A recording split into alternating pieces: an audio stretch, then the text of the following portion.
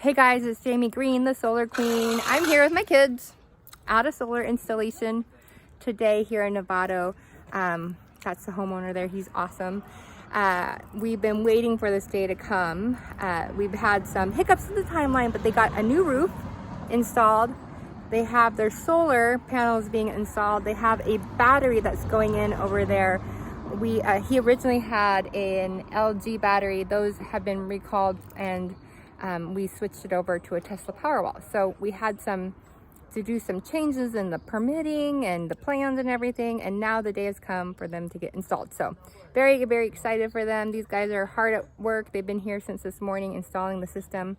And yeah, so I'm excited for this family to save on their energy costs and have energy independence. So if you're interested in solar, please reach out to me. I'd love to help you. 26% federal tax credit. You won't be able to do it for 2021, but if you get installed and interconnected next year, you'll be able to get the 26% federal tax credit. I'm not a tax advisor, so consult your tax consultant.